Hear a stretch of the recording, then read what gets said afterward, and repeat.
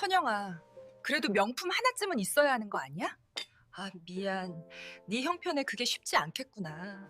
서울의 한 특급 호텔 레스토랑, 화려한 샹들리에 아래 웃음꽃이 만발한 동창의 자리. 하지만 선영의 얼굴에는 웃음기가 없었습니다. 수경의 날카로운 시선이 선영의 5만 원짜리 가방부터 발끝까지 훑어내리고 있었죠. 주변 친구들의 웃음소리가 선영의 귀에는 조롱처럼 들렸어요. 선영은 떨리는 손으로 물잔을 움켜쥐었습니다. 손톱이 하얗게 질릴 정도로 세게요. 참아야 해, 참아야 해. 속으로 되뇌었지만 눈시울이 뜨거워졌죠. 안녕하세요, 여러분. 오늘 들려드릴 이야기는 조용한 존엄입니다. 동창회에서 무시당한 한 여성이 어떻게 자신의 가치를 되찾고 새로운 삶을 시작하게 되는지 그 감동적인 여정을 함께 하시겠습니다. 이야기를 시작하기 전에 이 채널이 처음이신 분들은 구독 버튼 꼭 눌러주시고 오늘 영상이 마음에 드신다면 좋아요와 알림 설정도 부탁드립니다. 여러분의 작은 클릭 하나가 더 좋은 이야기를 만드는 큰 힘이 됩니다. 그럼 지금부터 선영의 이야기 속으로 들어가 보시죠. 선영아, 이번 주말에 동창회 하는데 너도 올 수 있지? 전화기 너머로 들려오는 목소리는 밝았습니다. 하지만 선영의 손은 미세하게 떨리고 있었죠.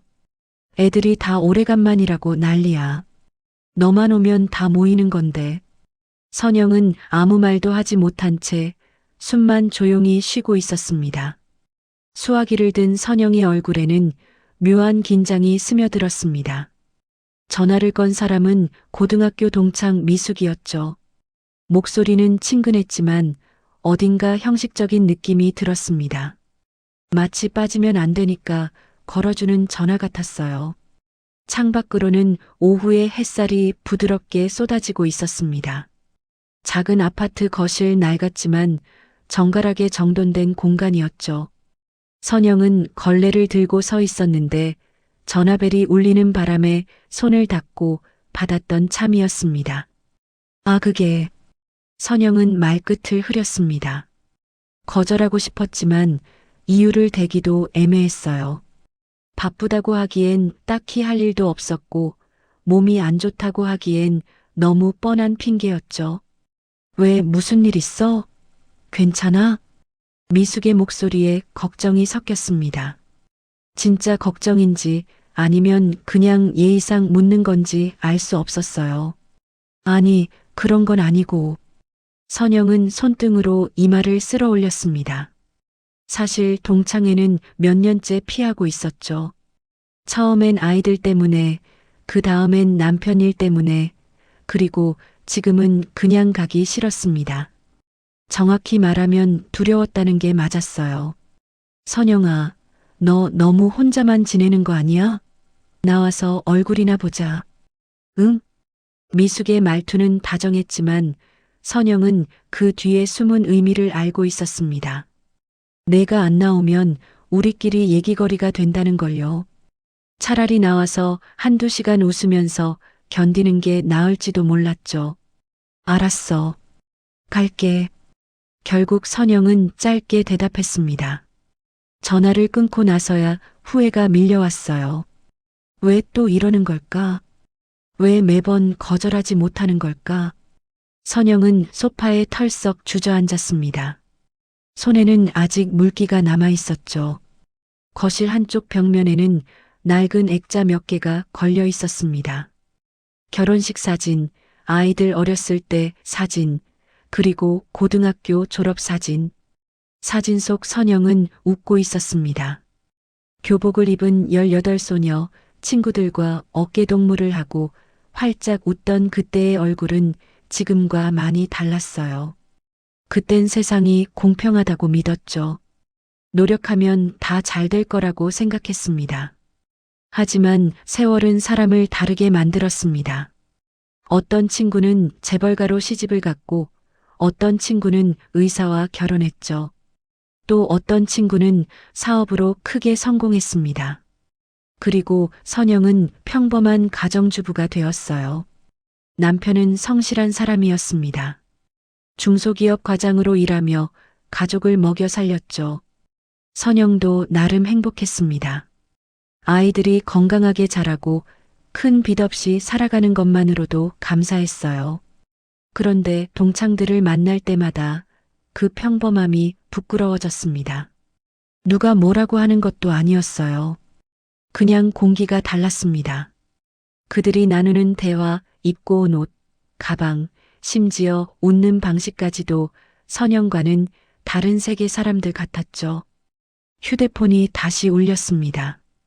이번엔 단톡방 알림이었어요. 대치동 여신들이라는 이름의 단체 채팅방이었죠. 고등학교 동창 중에서도 잘 나간다는 친구들끼리 모인 방이었습니다. 선영도 그 방에 들어가 있었지만 거의 읽기만 할 뿐 글을 쓰지 않았어요. 가끔 누군가 선영이도 와라고 하면 이모티콘 하나 보내는 게 전부였죠. 방에는 이미 몇십 개의 메시지가 쌓여 있었습니다.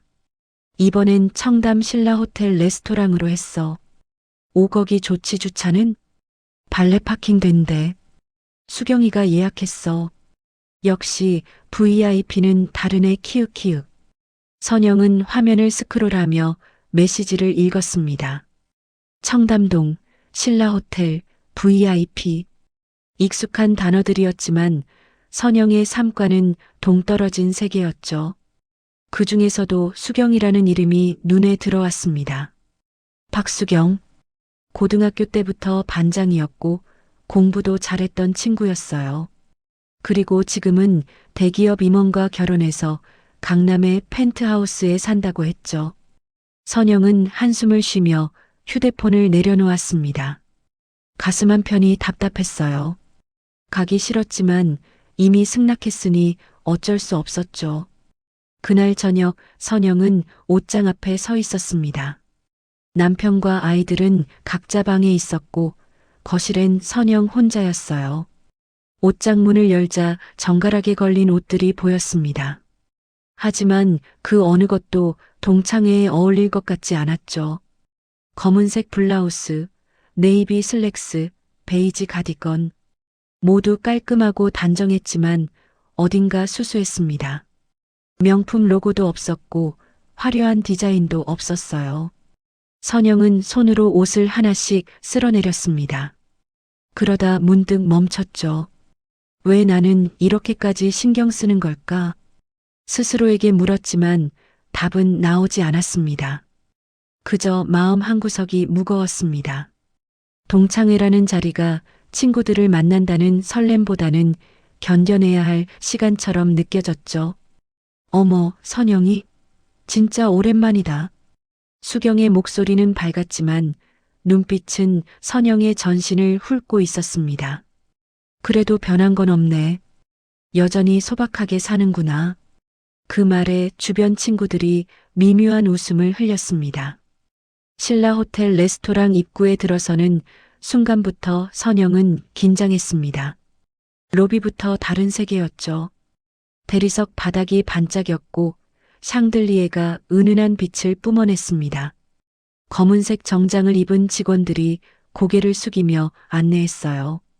선영은 가방 끈을 꽉 움켜쥐었습니다. 5만 원짜리 합성 피혁 가방이었죠. 갑자기 그 가방이 눈에 띄는 것 같아 몸 옆으로 바짝 붙여들었습니다. 레스토랑 안으로 들어가자 이미 6명의 동창들이 앉아 있었어요. 모두 화려했습니다. 한눈에 봐도 비싼 옷, 반짝이는 액세서리, 정교하게 손질된 헤어스타일까지. 선영은 자신이 마치 흑백 사진 속에 끼어든 것 같은 기분이 들었죠. 선영아, 여기. 미숙이 손을 흔들었습니다. 선영은 작게 미소 지으며 자리로 걸어갔어요. 그런데 걸어가는 내내 시선이 느껴졌습니다. 친구들이 선영을 보고 있었죠. 정확히는 평가하고 있었습니다. 자리에 앉자마자 수경이 말을 걸었습니다. 선영아, 요즘 뭐해? 아직도 집에만 있어? 질문은 가벼웠지만 어조는 그렇지 않았어요. 아직도라는 단어에 은근한 비하가 섞여 있었죠. 선영은 물잔을 들며 대답했습니다. 응, 애들 뒷바라지 하느라. 애들이 이제 대학생 아니야? 그래도 손이 많이 가? 수경의 목소리에는 의아함이 담겨 있었습니다. 마치 그 나이 된 애들한테 뭘 그렇게 신경 쓰냐는 뉘앙스였죠. 옆에 앉은 은지가 끼어들었습니다. 나는 애들 중학교 때부터 다시 일 시작했는데 집에만 있으면 답답하잖아. 맞아. 요즘은 경단녀도 다시 일 많이 하던데. 누군가 맞장구 쳤습니다. 선영은 억지로 웃으며 고개를 끄덕였어요. 하지만 속으로는 불편함이 커져갔죠. 일을 해야 한다. 집에만 있으면 안 된다는 암묵적인 압박이 느껴졌습니다. 곧 음식이 나오기 시작했습니다. 전체 요리부터 메인 코스까지 하나같이 예술작품 같았어요. 작은 접시 위에 정교하게 담긴 음식들은 먹기 아까울 정도였죠. 하지만 선영은 식욕이 없었습니다. 포크를 들었지만 손이 떨렸어요. 주변에서는 와인 이야기, 최근간 해외여행 이야기가 오갔습니다. 우리 지난달에 스위스 다녀왔거든. 애들 스키 가르치려고. 오, 좋겠다. 우린 이번 겨울에 발리 가려고 하는데 리조트 추천 좀 해줘. 발리는 아야나 괜찮았어. 우리 작년에 거기서 10년 보냈는데 완전 좋더라. 대화는 자연스럽게 흘러갔지만 선영은 끼어들 틈이 없었습니다. 해외여행을 간 지도 오래됐고 스키는 평생 타본 적도 없었죠. 그저 미소만 지으며 듣는 척했습니다. 그때 수경이 선영 쪽을 돌아보았습니다. 선영이네는 애들 겨울방학 때 어디 갈 계획 있어? 순간 테이블 위의 대화가 잠시 멈췄습니다. 모두의 시선이 선영에게 쏠렸죠. 선영은 물을 한 모금 마셨습니다. 목이 말랐어요. 아직은 특별한 계획은 없어. 아, 그래. 요즘 애들 다 해외 나가던데. 영어 공부도 할 겸. 수경의 말투는 태연했지만 그 안에는 우월감이 배어 있었습니다. 은지가 거들었습니다. 맞아. 우리 애는 필리핀 어학연수 보냈거든. 한 달에 300 정도 들긴 하는데 그래도 투자할 만하더라. 300이라는 숫자에 선영은 움찔했습니다. 300만 원. 선영네 가족의 한 달 생활비보다 많은 금액이었죠. 그 정도면 괜찮은데? 우리 애는 미국 썸머스쿨 보내는데 1,000 넘게 들어. 에이, 그래도 투자 아니야. 애들 미래를 위해서. 친구들은 1,000만 원, 몇백만 원을 물쓰듯 이야기했습니다. 선영은 포크를 내려놓았어요. 손에 힘이 풀렸죠. 수경이 다시 선영을 봤습니다. 남편분은 잘 계시지? 아직 그 회사 다니고 있어? 응, 다니고 있어. 거기 중소기업이지? 힘들겠다. 요즘 경기도 안 좋고. 수경의 말에는 동정이 섞여 있었습니다. 하지만 그 동정이 오히려 선영을 더 초라하게 만들었죠. 우리 남편 회사는 요즘 실적이 좋아서 보너스를 두둑하게 받았거든. 덕분에 차도 바꿨어. 수경은 자연스럽게 자신의 이야기를 꺼냈습니다. 누가 물어보지도 않았는데 말이죠. 어머, 무슨 차로? 벤츠 최신형으로. 남편이 임원되면서 회사에서 차량 지원도 나오고. 와, 부럽다. 진짜. 친구들의 감탄이 쏟아졌습니다. 수경은 겸손한 척 손을 저었지만 입가의 미소는 감추지 못했어요. 선영은 그 모습을 조용히 바라봤습니다. 마음 한편이 무너지는 것 같았죠. 자신이 왜 여기 왔는지, 왜 이 자리를 견뎌야 하는지 알 수 없었습니다. 식사가 끝나갈 무렵 누군가 가방 이야기를 꺼냈습니다. 어머, 은지야, 그거 에르메스 신상 아니야? 응, 남편이 결혼기념일에 사줬어. 완전 예쁘다. 나도 하나 사고 싶은데 대기자 명단이 길어서. 수경이는 샤넬 좋아하잖아. 오늘 맨 가방도 샤넬이네. 응, 이번 시즌 신상이야. 그냥 심심해서 하나 샀지 뭐. 가방 이야기는 자연스럽게 명품 브랜드 이야기로 이어졌습니다. 루이비통, 구찌, 펜디, 프라다. 익숙한 브랜드들이었지만 선영에게는 그림의 떡이었죠. 선영은 자신의 가방을 슬쩍 의자 밑으로 밀어 넣었습니다. 보이지 않게 숨기고 싶었어요. 수경이 갑자기 선영을 향해 물었습니다. 선영아, 너는 요즘 뭐 사고 싶은 거 없어? 자기 자신한테 선물도 해줘야지. 질문은 친절했지만 선영은 그 속뜻을 알았습니다. 너는 뭘 살 여유가 있냐는 의미였죠. 나는 별로 필요한 게 없어서. 선영은 최대한 담담하게 대답했습니다. 그래도 가끔은 사치도 부려야지. 인생 한 번뿐인데.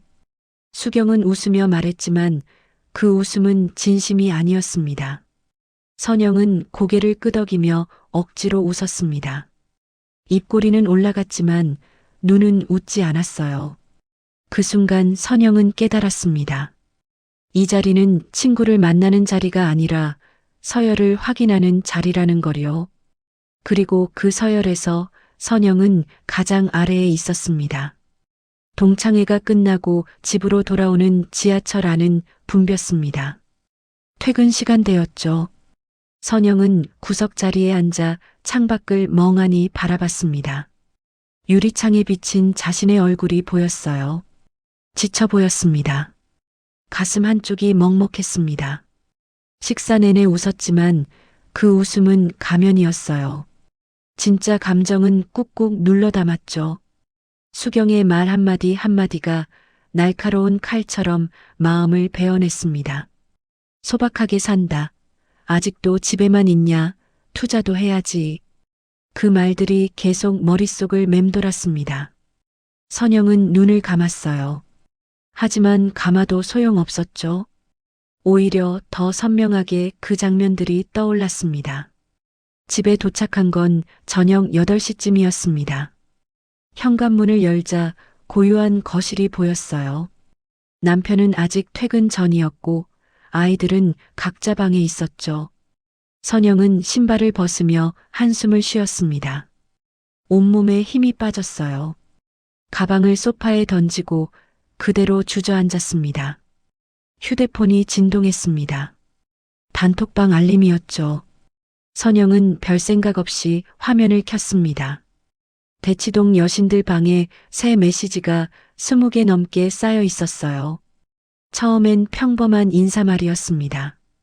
오늘 다들 고생했어. 역시 오랜만에 만나니까 좋다. 다음엔 언제 보지? 선영은 가볍게 스크롤을 내렸습니다. 그런데 분위기가 달라졌어요. 근데 선영이 좀 많이 힘들어 보이더라. 나도 그 생각했어. 표정이 어두웠어. 선영의 손이 멈췄습니다. 심장이 쿵 내려앉는 느낌이었죠. 메시지는 계속 이어졌습니다. 남편이 중소기업 다닌다며? 요즘 같은 시국에 불안하겠다. 애들 대학 등록금도 만만치 않을 텐데. 그래도 선영이 나름 잘 버티는 거지 뭐. 버틴다는 표현이 가슴을 찔렀습니다. 동정 어린 말투였지만 그 안에는 우월감이 깔려 있었어요. 수경이 메시지를 보냈습니다. 선영이 옷차림 봤어? 수수하긴 한데 좀 그렇더라. 이응이응 나도 봤음. 가방도 그냥 평범한 거였어.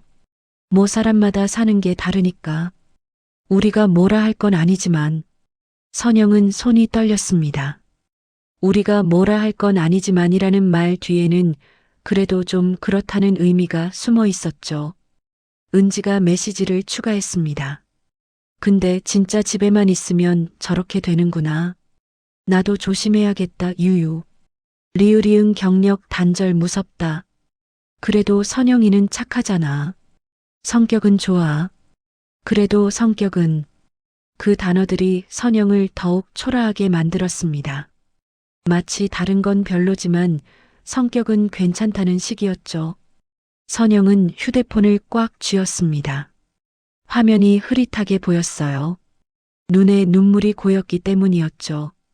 메시지는 멈추지 않았습니다. 아무튼 오늘 재밌었어.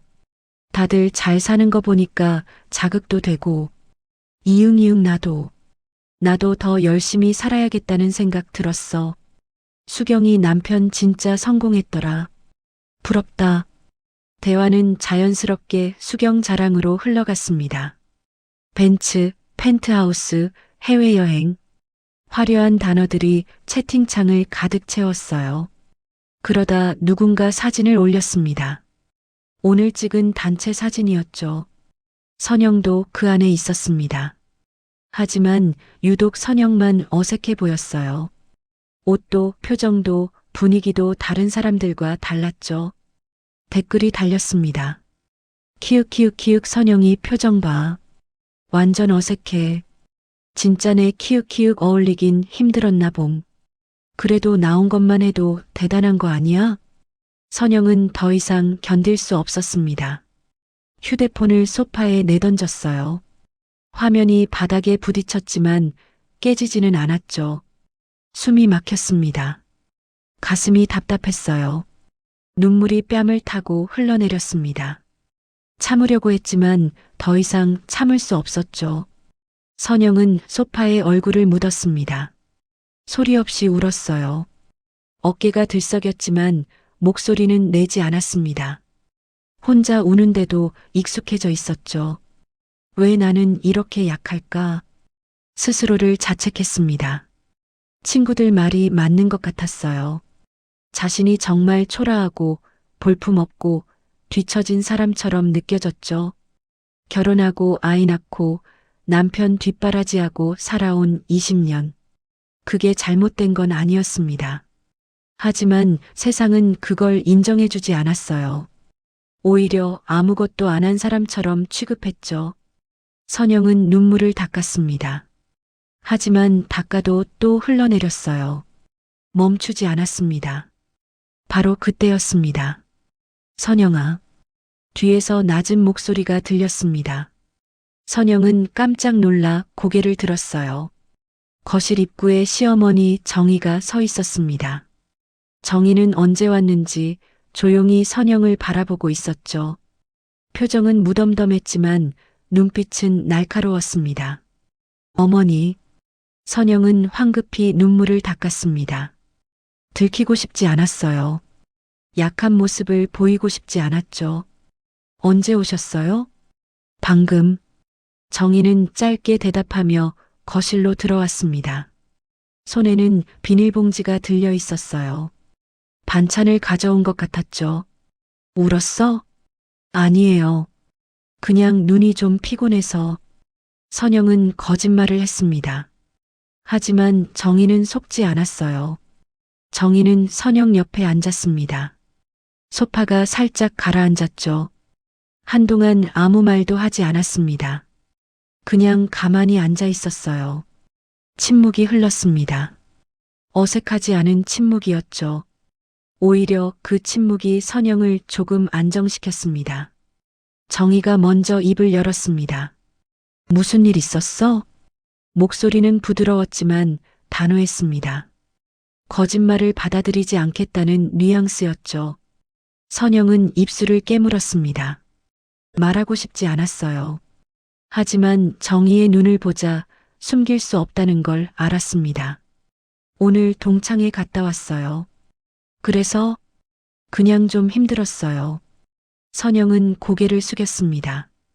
더 이상 말하고 싶지 않았어요. 정희는 선영의 휴대폰을 집어들었습니다. 화면에는 여전히 단톡방이 열려 있었죠. 새 메시지들이 계속 올라오고 있었습니다. 정희는 화면을 천천히 스크롤했습니다.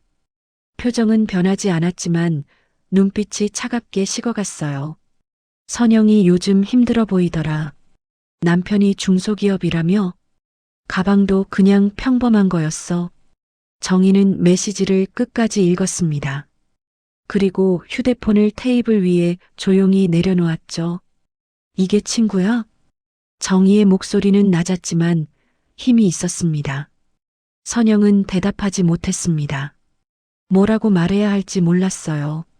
친구라는 게 이렇게 뒤에서 험담하는 거야? 정희의 말에 선영은 고개를 들었습니다. 정희는 선영을 똑바로 보고 있었죠. 어머니, 그냥 제가 부족해서 그래요. 다른 친구들은 다 잘 사는데 저만 부족하긴 뭐가 부족해. 정희는 단호하게 말을 잘랐습니다. 정희는 선영의 손을 잡았습니다. 따뜻했어요. 선영아, 너 20년 동안 이 집 지키면서 애들 키웠잖아. 그게 얼마나 대단한 건데. 하지만은 무슨, 돈이 많고 명품 들고 다니는 게 대단한 거야? 그게 사람의 가치야? 정희의 목소리는 단단했습니다. 흔들림이 없었죠. 근데 세상 사람들은 다 그렇게 보잖아요. 저도 그렇게 느껴져요. 선영의 목소리는 떨렸습니다. 눈물이 다시 차올랐어요. 정희는 한숨을 쉬었습니다. 그리고 선영의 어깨를 토닥였죠. 세상이 그렇게 본다고 해서 내가 그렇게 될 필요는 없어. 그 말에 선영은 정희를 바라봤습니다. 정희의 눈빛은 단호했지만 따뜻했어요. 이건 그냥 넘길 일이 아니야, 선영아. 정희는 휴대폰을 다시 들었습니다. 이런 사람들한테 당하고만 있으면 안 돼. 너도 너를 지킬 줄 알아야 해. 선영은 아무 말도 하지 못했습니다. 하지만 가슴속에서 뭔가가 움직이는 걸 느꼈죠. 정희의 말이 마음 깊은 곳에 박혔습니다. 이건 그냥 넘길 일이 아니다. 사람을 깔보는 건 죄야. 정희의 목소리는 낮고 단단했습니다. 돈이 많고 적고가 중요한 게 아니라 사람을 어떻게 대하느냐가 중요한 거야. 선영은 처음으로 누군가 자신의 편에 서 있다는 걸 느꼈습니다. 그날 밤 정희는 선영과 함께 거실에 앉아 있었습니다. 테이블 위에는 따뜻한 차 2잔이 놓여 있었죠. 정희가 직접 끓여온 보이차였습니다. 선영은 찻잔을 2손으로 감싸 쥐었습니다. 따뜻함이 손끝에서 가슴까지 전해졌어요. 아직 눈가가 붉었지만 눈물은 멈춘 상태였죠. 정희는 말없이 차를 마셨습니다. 재촉하지 않았어요. 그저 기다렸습니다. 선영이 스스로 입을 열 때까지요. 시계 초침 소리만 거실에 울렸습니다. 똑딱, 똑딱. 규칙적인 소리였지만 선영에게는 그 소리가 오히려 마음을 진정시켰어요.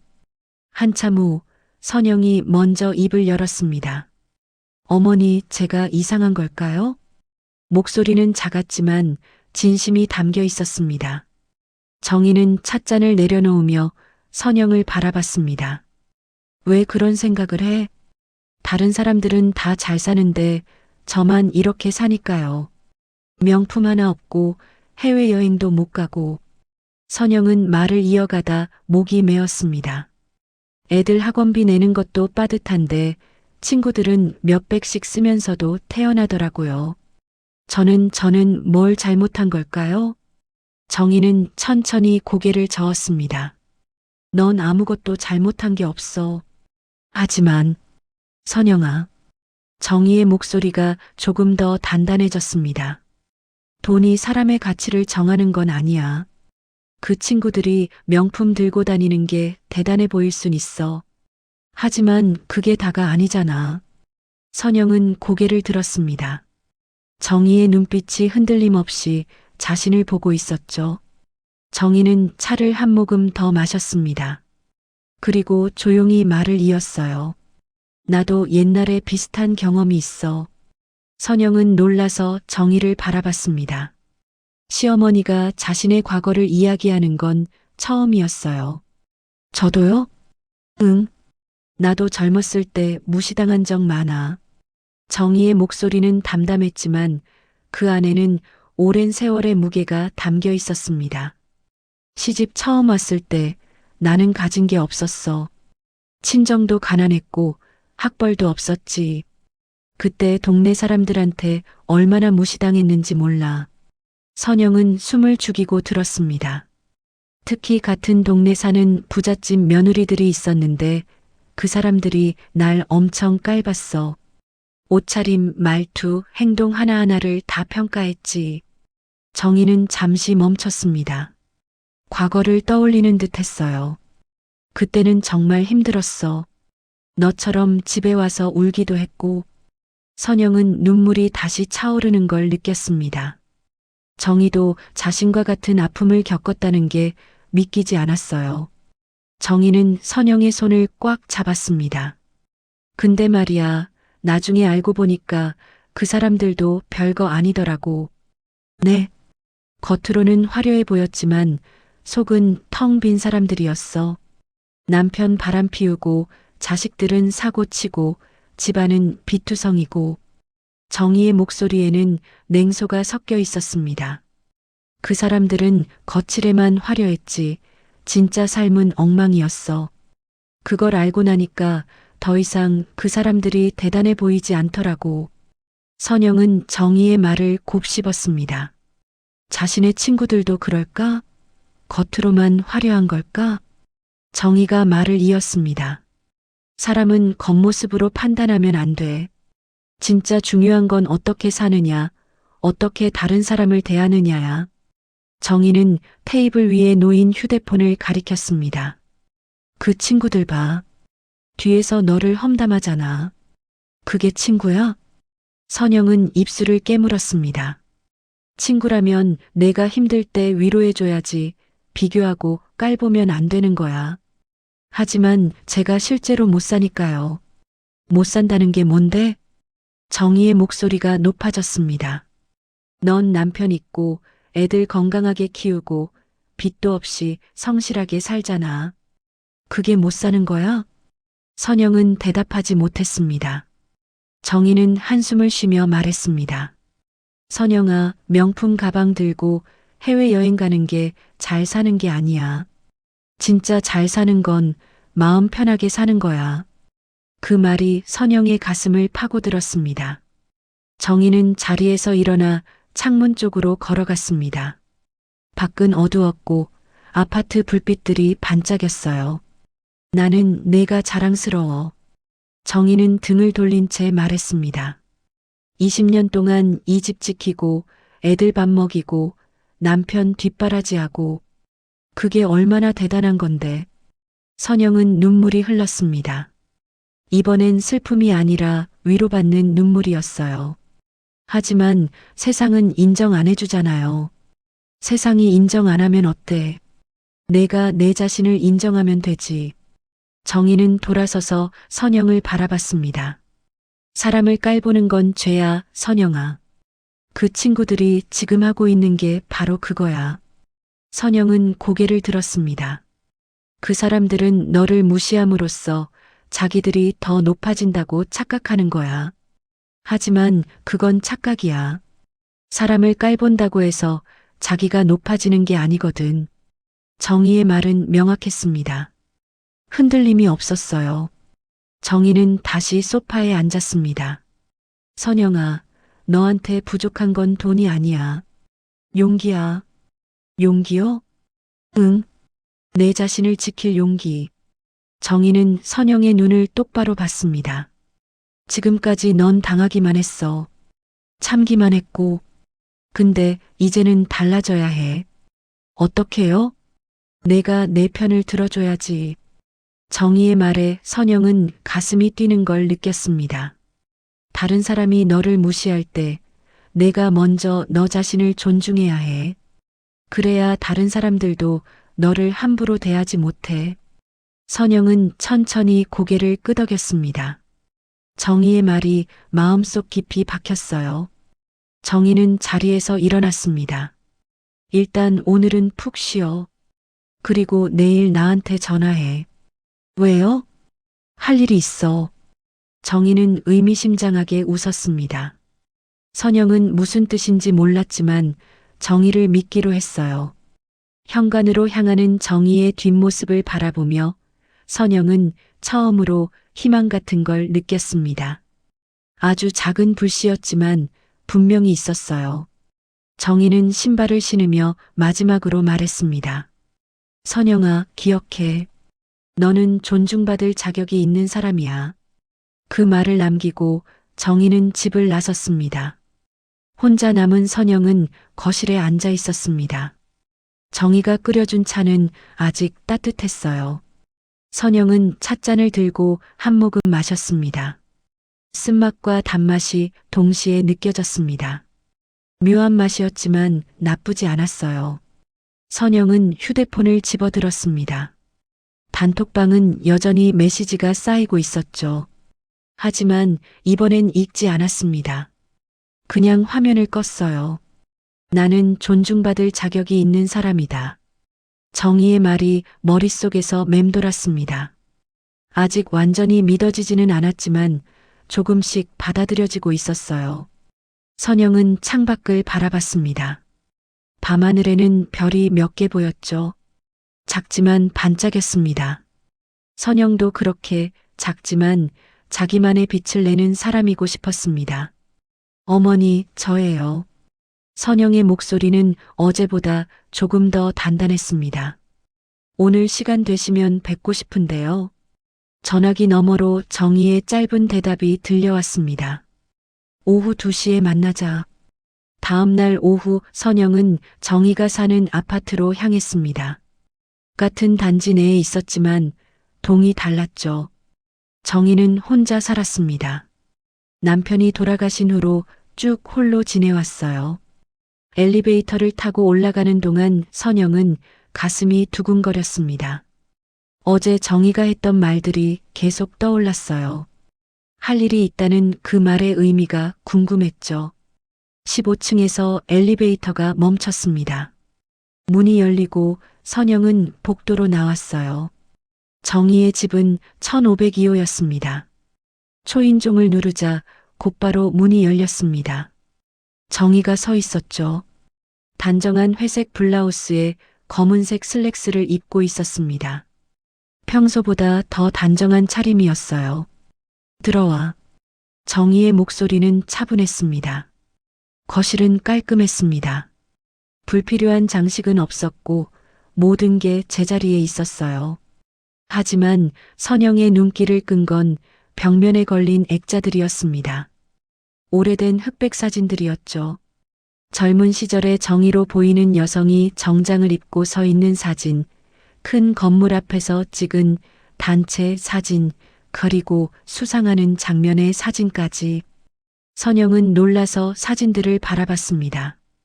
정희가 그저 평범한 가정주부인 줄로만 알았는데 사진 속 모습은 전혀 달랐어요. 당당하고 카리스마가 넘쳤습니다. 앉아. 정희가 소파를 가리켰습니다.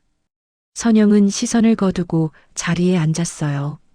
테이블 위에는 이미 차가 준비되어 있었습니다. 정희는 찻잔에 차를 따르며 말했습니다. 궁금하지? 네. 사진 말이야. 정희는 담담하게 말했습니다. 정희는 차를 선영에게 건네며 자리에 앉았습니다. 나는 젊었을 때 회사를 다녔어.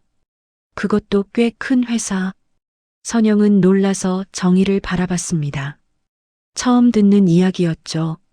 재무팀에서 일했는데 나중엔 이사까지 올라갔어. 이사요? 응. 그때만 해도 여자가 임원 되는 게 쉽지 않았거든. 나는 악착같이 일했지. 정희의 목소리에는 자부심이 묻어났습니다. 근데 왜 그만두셨어요? 결혼하고 애 낳으니까 그만둬야 했지. 그때는 그게 당연했어. 아무리 능력이 있어도 여자는 집에 있어야 한다고 생각하던 시대였으니까. 정희는 잠시 말을 멈추고 차를 마셨습니다. 그만두고 한동안은 힘들었어. 정체성을 잃은 것 같았거든. 근데 시간이 지나니까 괜찮아지더라고. 선영은 정희의 이야기에 빠져들었습니다. 자신과 비슷한 경험을 한 사람이라는 게 느껴졌어요. 바로 그때 정희의 휴대폰이 울렸습니다. 오래된 벨소리였죠. 정희는 화면을 보더니 표정이 미묘하게 변했습니다. 잠깐만. 정희는 자리에서 일어나 안방으로 들어갔습니다. 문을 닫지는 않았지만 목소리를 낮췄어요. 선영은 거실에 혼자 남았습니다. 정희의 목소리가 희미하게 들렸죠. 네, 최 회장님 오래간만입니다.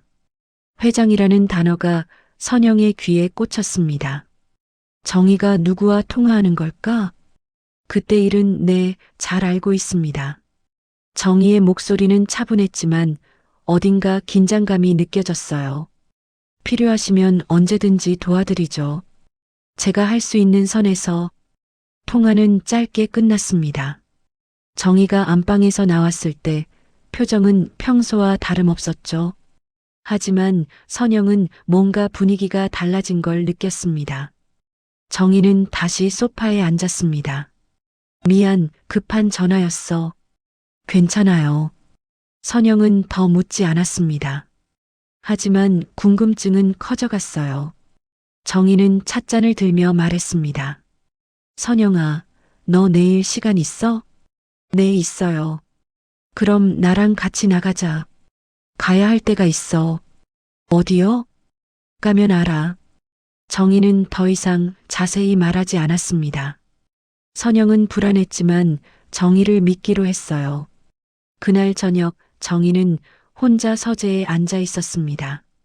오래된 명함첩을 펼쳐 들고 있었죠. 수십 장의 명함이 정갈하게 꽂혀 있었습니다. 대기업 회장, 금융사 CEO, 로펌 대표 변호사, 화려한 직함들이었죠. 모두 정희가 현역으로 일할 때 만났던 사람들이었습니다. 정희는 그중 한 장을 빼냈습니다. 태상그룹 회장 최인호라고 적혀 있었어요. 아까 전화했던 사람이었죠. 정희는 명함을 가만히 바라봤습니다. 과거의 기억들이 떠올랐어요. 자신이 얼마나 치열하게 살았는지, 얼마나 많은 사람들과 관계를 맺었는지. 퇴직한 지 20년이 넘었지만 그 관계들은 여전히 살아 있었습니다. 정의가 필요하면 연락할 수 있었고 그들도 정의가 필요하면 찾아왔죠. 그게 정의가 쌓아온 보이지 않는 힘이었습니다. 정의는 명함을 다시 명함첩에 꽂았습니다. 그리고 서랍을 열어 오래된 수첩 하나를 꺼냈어요. 수첩에는 빼곡하게 이름과 전화번호가 적혀 있었습니다. 그 중에는 비읍시옷 기억 마이너스 박수경이라고 적힌 줄도 있었죠. 정희는 그 줄을 한참 바라봤습니다. 표정은 무덤덤했지만 눈빛은 날카로웠어요. 박수경. 정희는 그 이름을 조용히 중얼거렸습니다. 사실 정희는 박수경을 알고 있었습니다. 선영이 모르는 사실이었죠. 박수경의 남편이 다니는 회사, 그 회사의 대주주가 누구인지, 지금 그 회사가 어떤 상황인지 정희는 다 알고 있었어요. 정희가 현역 시절 알았던 사람 중 하나가 바로 그 회사 고문이었습니다. 그리고 며칠 전 그 고문에게서 연락이 왔었죠. 회사가 곧 자금난에 빠질 거야. 투자자들 조심하라고 알려줘. 정희는 그 정보를 알고 있었습니다. 하지만 아직 선영에게 말하지 않았어요. 때가 되면 말할 생각이었죠. 다음 날 오후 선영과 정희는 강남의 한 고급 카페에 앉아 있었습니다. 조용한 곳이었죠. 프라이빗한 룸이었고 창밖으로 한강이 보였어요. 어머니, 여기는 왜 온 거예요? 선영이 조심스럽게 물었습니다. 사람 만나려고. 누구요? 옛날 동료. 정희의 대답은 짧았습니다. 얼마 후 문이 열리고 한 남자가 들어왔습니다. 60대 중반쯤 되어 보이는 남자였죠. 정장을 말끔하게 차려입고 있었습니다. 정희 씨, 오랜만이야. 남자의 목소리는 부드러웠습니다. 고모님도 오래간만이에요. 정희는 일어나 악수를 건넸습니다. 선영도 따라 일어났어요. 이쪽은 제 며느리 선영이에요. 아, 반갑습니다. 남자는 선영에게도 악수를 건넸습니다. 명함을 건네며 소개했죠. 대한산업고문 이종수라고 적혀 있었습니다. 세 사람은 자리에 앉았습니다. 커피가 나왔고 잠시 일상적인 대화가 오갔어요. 그러다 정희가 본론을 꺼냈습니다. 고모님, 지난번에 말씀하신 그건 어떻게 됐어요? 이종수는 잠시 선영을 쳐다봤습니다. 정희가 고개를 끄덕이자 이종수는 입을 열었죠. 한성산업 말이야? 다음 달에 부도날 가능성이 높아. 선영은 귀가 번쩍 뜨였습니다. 한성산업. 그건 수경 남편이 다니는 회사였어요. 확실해요? 정희가 물었습니다. 거의 확실해. 내부 사정을 아는 사람한테 들었는데 자금 조달이 안 되고 있대. 곧 법정 관리 들어갈 거야. 이종수의 말에 선영은 충격을 받았습니다. 수경 남편 회사가 부도난다고? 그렇다면 수경네 집안도 무너지는 거잖아요. 정희는 담담하게 고개를 끄덕였습니다. 알겠습니다. 고모님, 정보 감사해요. 뭘? 정희 씨한테야 이 정도는 해줘야지. 이종수는 웃으며 일어났습니다.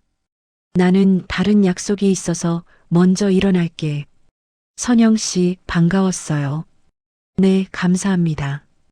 이종수가 나가고 선영과 정희만 남았습니다.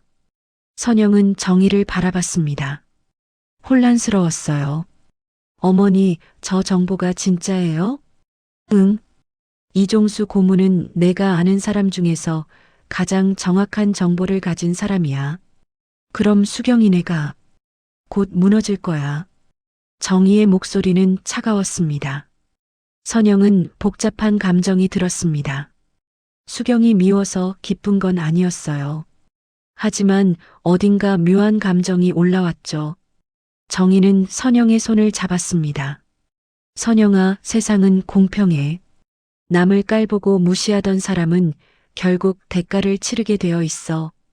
그 말이 선영의 가슴에 깊이 박혔습니다. 정희의 과거, 그리고 여전히 살아있는 그녀의 인맥. 선영은 시어머니가 생각보다 훨씬 더 대단한 사람이라는 걸 깨달았습니다. 선영아, 너 혹시 한성산업이라고 들어봤어? 미숙의 목소리는 떨리고 있었습니다.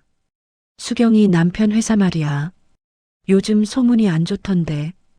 단톡방이 갑자기 술렁이기 시작했습니다. 카페를 나온 후 선영은 집으로 돌아왔습니다. 머릿속이 복잡했어요. 정희에게서 들은 정보가 계속 맴돌았죠. 한성산업의 부도 가능성, 수경네 가족이 곧 무너질 거라는 사실.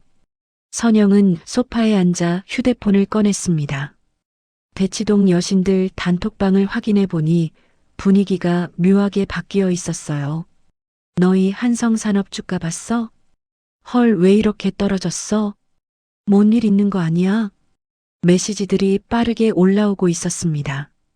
선영은 스크롤을 천천히 내렸어요. 동창들이 불안해하는 게 느껴졌죠.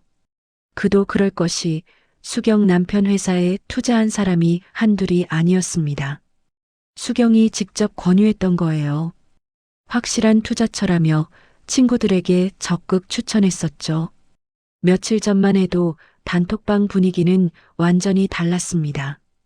수경은 자신만만하게 투자를 권했었어요. 우리 남편 회사 곧 상장할 거야. 지금 투자하면 대박이야. 최소 2배는 벌 수 있어. 내부자 정보니까 믿어도 돼. 그 말에 6명의 동창이 투자했습니다. 적게는 1,000만 원, 많게는 5천만 원까지. 모두 수경을 믿고 돈을 넣었죠. 하지만 지금은 분위기가 180도 달라졌습니다. 수경아, 주가 왜 이래? 괜찮은 거 맞지? 나 3천 넣었는데 벌써 반토막 났어, 유유. 수경이 남편한테 물어봐줘. 대체 무슨 일이야? 메시지는 계속 쌓였지만 수경은 답이 없었습니다. 읽음 표시만 떠 있을 뿐이었죠. 선영은 화면을 보며 복잡한 감정을 느꼈습니다. 며칠 전만 해도 자신을 무시하던 사람들이 이제는 불안에 떨고 있었어요. 다음 날 오후 단톡방에 수경의 메시지가 올라왔습니다. 다들 너무 걱정하지 마. 일시적인 조정이야. 곧 회복될 거야. 우리 남편도 괜찮다고 했어. 하지만 말투에 확신이 없었습니다. 평소의 당당함은 사라지고 어딘가 방어적인 느낌이었죠. 진짜 괜찮은 거 맞아? 은지 언니 5천이나 넣었는데 진짜 불안하거든. 수경아, 솔직하게 말해줘. 뭔가 있는 거 아니야? 친구들의 추궁은 거세졌습니다. 수경은 한동안 답을 하지 않았어요. 그러다 겨우 한 줄을 보냈죠. 내가 알아볼게. 조금만 기다려. 평소 같으면 절대 이런 식으로 말하지 않았을 겁니다. 수경은 항상 자신감 넘치고 단호했었죠. 하지만 지금은 달랐어요. 선영은 그 변화를 느꼈습니다. 뭔가가 틀어지고 있다는 걸요. 며칠 후 선영은 동네 마트에서 장을 보고 있었습니다. 카트에 채소와 과일을 담고 있는데 뒤에서 익숙한 목소리가 들렸어요. 아니, 이게 얼마야? 너무 비싼 거 아니야? 돌아보니 은지였습니다. 평소 명품 가방을 들고 다니던 은지가 마트 전단지를 들고 가격을 비교하고 있었어요. 선영은 살짝 놀랐습니다. 은지는 늘 가격을 신경 쓰지 않는 사람이었거든요. 이 정도 돈이라며 쉽게 쓰던 사람이었죠. 선영이? 은지가 선영을 발견하고 어색하게 웃었습니다. 은지야. 장 보러 왔어? 응, 너도? 응, 요즘 집에서 요리 좀 하려고. 은지의 대답은 평소답지 않았습니다.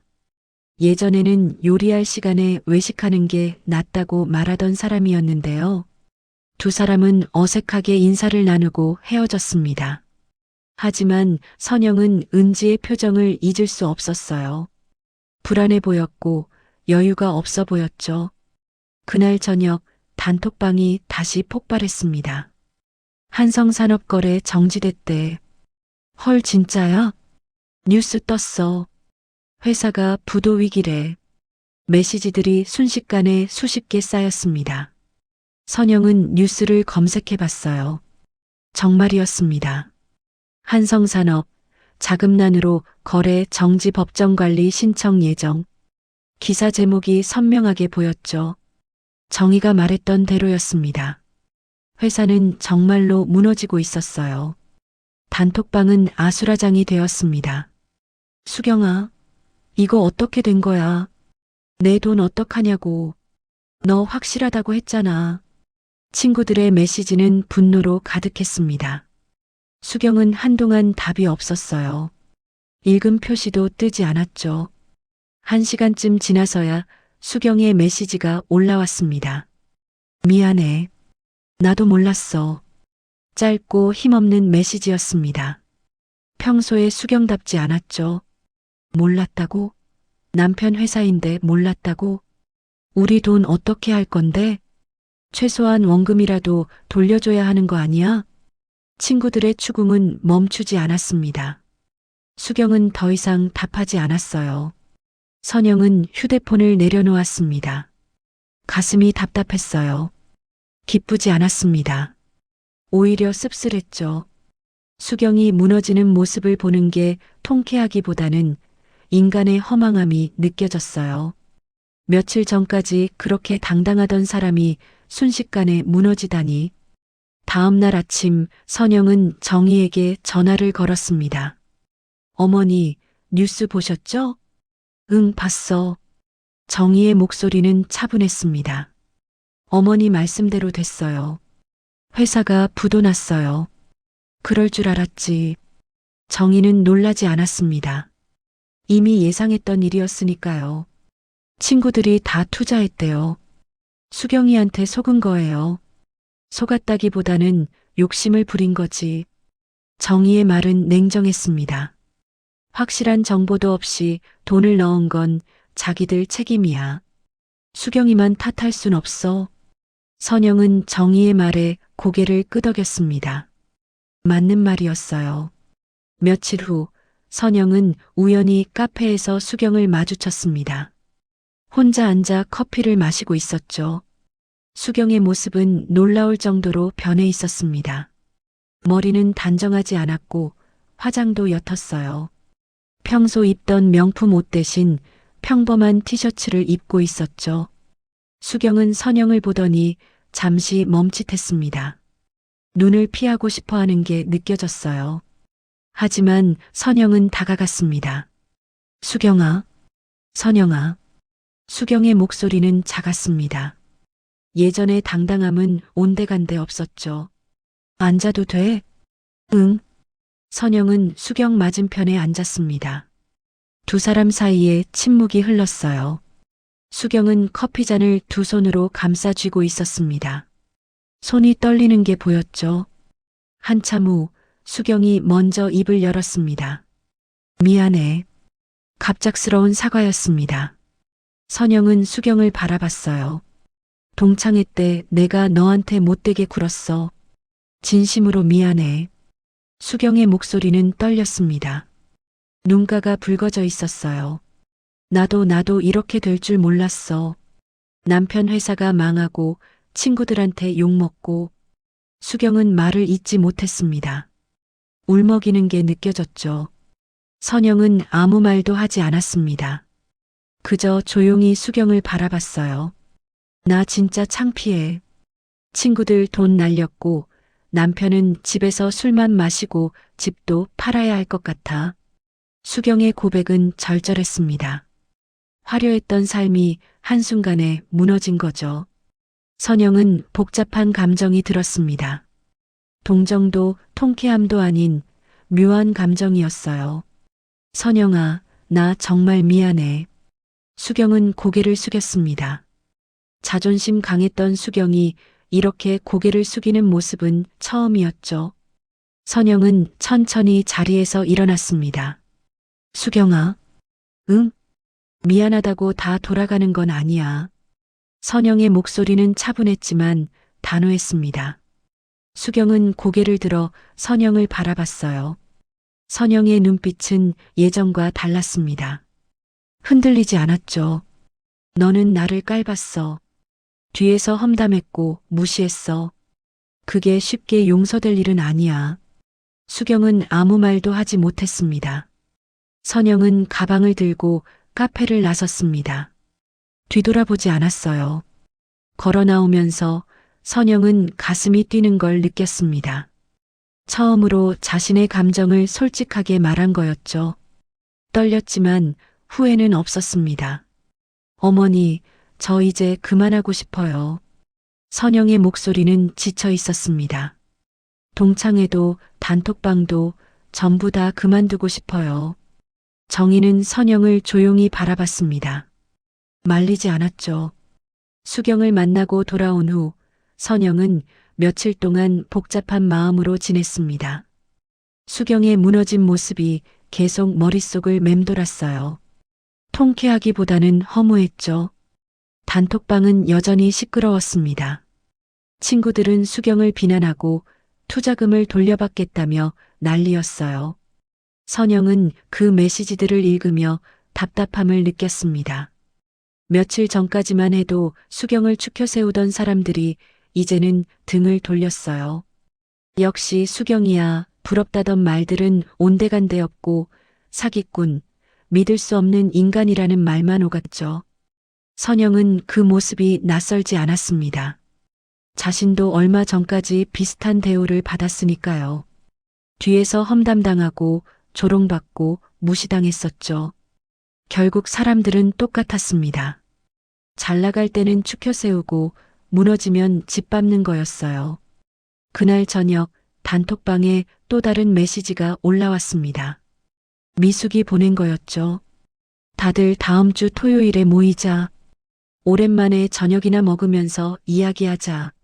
메시지를 본 순간 선영의 가슴이 답답해졌습니다. 또 만나야 한다는 게 부담이었어요. 좋아, 어디서 만나? 이번엔 좀 편한 데로 가자. 고급 레스토랑 말고. 이응이응 나도 요즘 좀 그래서 평범한 데가 좋겠어. 친구들의 답장이 올라왔습니다. 분위기가 예전과 달랐어요. 수경의 일 이후로 모두가 조심스러워진 것 같았죠. 선영이도 올 거지? 미숙이 선영을 콕 집어 물었습니다. 선영은 휴대폰을 들고 한참을 망설였어요. 가고 싶지 않았습니다. 아니, 정확히는 왜 가야 하는지 모르겠었죠. 이 사람들과 만나서 뭘 얻을 수 있을까? 행복해질 수 있을까? 아니면 또다시 상처받을까? 선영은 답장을 하지 않았습니다. 그냥 휴대폰을 내려놓았어요. 다음 날 선영은 정희의 집을 찾았습니다. 요즘 자주 가게 되었죠. 정희는 언제나 차를 준비해 놓고 기다렸습니다. 거실에 앉자마자 선영은 입을 열었습니다. 어머니, 저 이제 그만하고 싶어요. 정희는 찻잔을 들고 있다가 천천히 내려놓았습니다. 뭘? 동창회요. 그 사람들 만나는 거 이제 안 하고 싶어요. 선영의 목소리는 지쳐 있었습니다. 정희는 선영을 바라봤죠. 재촉하지 않았어요. 선영은 계속 말했습니다. 만날 때마다 힘들어요. 비교당하고 무시당하고 이제는 지쳤어요. 그래. 정희는 짧게 대답했습니다.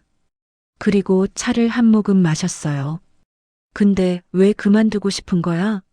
네. 그 사람들 때문에? 아니면 내 자신 때문에? 정희의 질문에 선영은 말문이 막혔습니다. 생각해 본 적 없는 질문이었어요. 정희는 찻잔을 내려놓으며 말했습니다. 선영아, 내가 지금 도망치려는 거야? 아니면 정말 선택하려는 거야? 그게 무슨 차이예요? 도망은 두려움 때문에 피하는 거고, 선택은 내 의지로 결정하는 거지. 정희의 말은 명확했습니다. 너 지금 그 친구들이 무서워서 안 만나려는 거야? 아니면 내가 진짜로 원하지 않아서 안 만나려는 거야? 선영은 대답하지 못했습니다. 혼란스러웠어요. 정희의 질문은 단순해 보였지만 깊이 생각해 보니 복잡했죠. 저는 잘 모르겠어요. 그럼 생각해 봐. 내가 정말 원하는 게 뭔지. 정희는 자리에서 일어나 창가로 걸어갔습니다. 밖에는 봄비가 내리고 있었어요. 촉촉하게 땅을 적시는 비였죠. 선영아, 인생에서 제일 중요한 건 내가 무엇을 원하는가야. 정희는 창밖을 보며 말했습니다. 남들이 뭐라고 하든 세상이 뭐라고 하든 내가 원하는 게 뭔지 알아야 해. 그게 없으면 평생 남의 기준에 맞춰 살게 돼. 선영은 소파에 앉아 정희의 뒷모습을 바라봤습니다. 정희의 말이 가슴에 와닿았어요. 저는 존중받고 싶어요. 선영의 목소리는 떨렸지만 진심이었습니다. 더 이상 무시당하고 싶지 않아요. 뒤에서 험담당하고 비교당하고 그런 거 싫어요. 정희는 고개를 끄덕였습니다. 돌아서지 않았지만 듣고 있다는 게 느껴졌어요.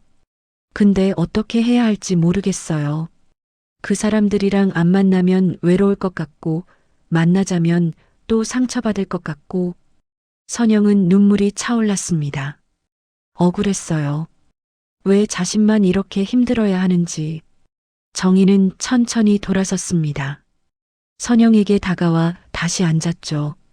선영아, 외로움이 두려워서 독을 마시는 사람이 되지 마. 네. 그 친구들이 너한테 독이야. 만날 때마다 상처받고 힘들어하는데도 외로움이 두려워서 계속 만난다? 그건 자기 자신을 학대하는 거야. 정희의 말은 날카로웠습니다. 하지만 틀린 말이 아니었어요. 정희는 선영의 손을 잡았습니다. 진짜 친구는 너를 편하게 해줘야 해.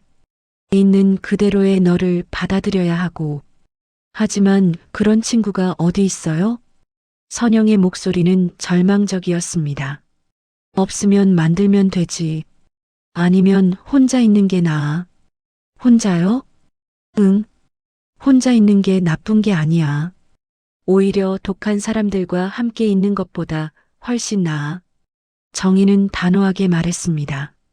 선영아, 너는 내가 생각하는 것보다 훨씬 강한 사람이야. 20년 동안 가정을 지켰잖아. 그게 얼마나 대단한 건데. 선영은 고개를 들었습니다. 정희의 눈빛은 따뜻했어요. 내가 약한 게 아니라 지금까지 내 가치를 몰랐던 거야. 남들이 정해준 기준에 너를 맞추려고 했던 거고. 정희의 말에 선영은 울컥했습니다. 눈물이 뺨을 타고 흘러내렸어요. 이제는 내가 내 편을 들어줘야 해. 제 편을요? 응. 내가 너를 지키고 내가 너를 존중해야 해. 그래야 남들도 너를 함부로 대하지 못해. 선영은 눈물을 닦았습니다. 정희는 선영이 울음을 멈출 때까지 기다렸어요. 재촉하지 않았죠. 한참 후 선영이 입을 열었습니다. 어머니, 저 이제 어떻게 해야 돼요? 내가 원하는 걸 선택해. 동창회 안 가도 돼요? 당연하지. 가기 싫으면 안 가면 돼. 정희는 단호하게 말했습니다. 내가 가고 싶어서 가는 거면 가고, 가기 싫으면 안 가면 돼. 그게 선택이야. 선영은 천천히 고개를 끄덕였습니다. 근데 그 사람들이 뭐라고 하면 어떡해요? 뭐라고 하면 어때? 내 인생인데. 정희는 웃었습니다. 선영아, 남들 눈치 보느라 내 인생 낭비하지 마. 인생은 한 번뿐이야. 그 말이 선영의 가슴 깊이 박혔습니다. 선영은 집으로 돌아와 휴대폰을 꺼냈습니다. 대치동 여신들 단톡방이 열려 있었어요. 여전히 메시지가 쌓이고 있었죠. 선영아, 왜 답 안 해? 다음 주 모임 올 거지? 연락 좀 해줘. 선영은 한참을 화면을 바라봤습니다. 그러다 천천히 메시지를 입력했어요. 미안해. 나는 못 갈 것 같아. 짧은 메시지였습니다. 하지만 선영에게는 엄청난 용기가 필요한 행동이었어요. 전송 버튼을 누르는 순간 손이 떨렸습니다. 하지만 후회는 없었죠. 곧바로 답장이 왔습니다. 왜? 무슨 일 있어? 에이, 그래도 나와야지. 우리 오랜만에 만나는 건데. 선영은 더 이상 답장하지 않았습니다. 그리고 단톡방을 나갔어요. 알림이 꺼지고 조용해졌습니다. 선영은 휴대폰을 내려놓고 창밖을 바라봤습니다. 비는 그쳤고 하늘이 맑아지고 있었어요. 가슴이 두근거렸습니다. 불안하기도 했지만 동시에 후련하기도 했어요. 처음으로 자신의 의지로 선택한 거였으니까요. 선영은 스스로에게 말했습니다. 나도 존중받아야 해. 작은 목소리였지만 분명했습니다. 떨렸지만 확신이 있었어요. 선영은 처음으로 자기 자신의 편에 섰습니다. 남들의 기준이 아니라 자신의 마음을 따르기로 결심했죠. 그 순간 선영은 느꼈습니다. 이제 뭔가가 달라질 거라는 걸, 자신이 변하고 있다는 걸, 그리고 그 변화가 두렵지만은 않다는 걸. 저녁 남편이 퇴근해서 들어왔습니다. 오늘 왜 이렇게 표정이 밝아? 남편이 물었습니다. 선영은 웃으며 대답했어요. 그냥 기분이 좋아서요. 무슨 좋은 일 있었어? 네, 있었어요. 선영은 더 이상 설명하지 않았습니다. 남편도 더 묻지 않았어요. 선영은 저녁 준비를 하면서 콧노래를 불렀습니다. 언제 불렀는지도 기억나지 않을 만큼 오랜만이었죠. 정희의 말이 계속 머릿속을 맴돌았습니다. 이제 내가 내 편을 들어. 선영은 그 말을 가슴에 새겼습니다. 앞으로 무슨 일이 있어도 자신의 편에 서기로 다짐했어요. 그게 바로 존엄이라는 걸 이제는 알았으니까요. 정희 선배님, 이렇게 오랜만에 뵙네요. 양복 차림의 중년 남자가 정희에게 깊이 인사했습니다. 아, 민수야. 잘 지냈어? 덕분에 잘 지냅니다. 선배님 아니었으면 제가 어떻게 여기까지 왔겠습니까? 옆에 서 있던 수경의 얼굴이 굳어졌습니다. 일주일 후 선영은 정희와 함께 강남의 한 갤러리에 있었습니다. 정희의 옛 후배가 그림 전시회를 연다며 초대한 거였죠. 선영은 별 기대 없이 따라왔었어요. 갤러리는 생각보다 규모가 컸습니다. 1층과 2층으로 나뉘어 있었고 벽면에는 현대미술 작품들이 걸려 있었어요. 입구에는 정장을 입은 사람들이 와인을 들고 대화를 나누고 있었죠. 어머니, 여기 사람 많네요. 선영이 작게 말했습니다. 응, 민수가 요즘 잘 나가거든. 정희는 담담하게 대답했습니다. 입구로 들어서자 한 남자가 정희를 발견하고 달려왔습니다. 50대 초반쯤 되어 보였고 깔끔한 양복을 입고 있었어요. 정희 선배님, 남자는 반가운 얼굴로 정희에게 다가왔습니다. 정희는 미소를 지으며 악수를 건넸습니다. 민수야, 축하해. 전시회 대박 났다며? 선배님 덕분입니다. 선배님이 처음 기회를 주셨잖아요. 남자는 고개를 숙였습니다. 진심 어린 존경이 느껴졌어요. 선영은 옆에서 조용히 지켜봤습니다. 정희가 선배님이라고 불리는 게 신기했죠. 이쪽은 제 며느리 선영이에요. 정희가 선영을 소개했습니다. 아, 반갑습니다. 저는 강민수라고 합니다. 남자는 선영에게도 정중하게 인사했습니다. 명함을 건네며 미소 지었어요. MK아트 갤러리 대표 강민수. 명함을 받아든 선영은 놀랐습니다. 이 갤러리 대표였던 거예요. 생각보다 큰 인물이었죠. 정희 선배님은 제 은인이세요. 제가 아무것도 모르던 시절 회사 재무팀에서 저를 가르쳐 주셨거든요. 강민수는 주변 사람들에게 정희를 소개했습니다. 그때였습니다. 갤러리 한쪽에서 익숙한 얼굴이 보였어요. 선영은 깜짝 놀랐습니다. 수경이었습니다. 수경도 선영을 발견했는지 눈이 마주쳤어요. 잠시 멈칫하더니 어색하게 고개를 숙였죠. 수경 옆에는 미숙과 은지도 함께 있었습니다. 선영은 당황했습니다. 여기서 동창들을 만날 줄은 몰랐어요. 심장이 빨리 뛰었죠. 정희는 선영의 시선을 따라 동창들을 봤습니다. 표정은 변하지 않았어요. 그저 담담하게 바라봤죠. 저쪽 아는 사람들이야? 내 동창들이요. 그래, 인사하러 갈까? 정희의 제안에 선영은 망설였습니다. 가고 싶지 않았어요. 하지만 정희는 이미 걸어가고 있었죠. 수경과 친구들은 정희와 선영이 다가오자 어색한 표정을 지었습니다. 특히 수경은 불편해 보였어요. 선영아, 여기 웬일이야? 미숙이 먼저 말을 걸었습니다. 억지로 밝은 척하는 게 느껴졌어요. 어머니랑 같이 왔어. 선영은 짧게 대답했습니다. 수경은 정희를 힐끗 쳐다봤습니다. 그냥 평범한 노인으로만 보였죠. 수경은 가볍게 인사했어요. 어머님, 안녕하세요. 그래. 정희는 짧게 대답했습니다. 별 관심 없다는 듯한 태도였어요. 그때 강민수가 다시 다가왔습니다. 정희 선배님, 2층 VIP룸으로 안내해 드릴까요? 거기가 더 조용합니다. 그래, 좋아. 정희가 고개를 끄덕이자 수경의 표정이 미묘하게 변했습니다. VIP룸이라는 단어에 반응한 거였죠. 강민수가 안내하려는 순간 다른 남자가 다가왔습니다. 60대 정도 되어 보이는 남자였는데 품위가 느껴졌어요. 정희 씨 아니야? 남자는 정희를 보고 반가워했습니다. 정희는 고개를 돌렸습니다.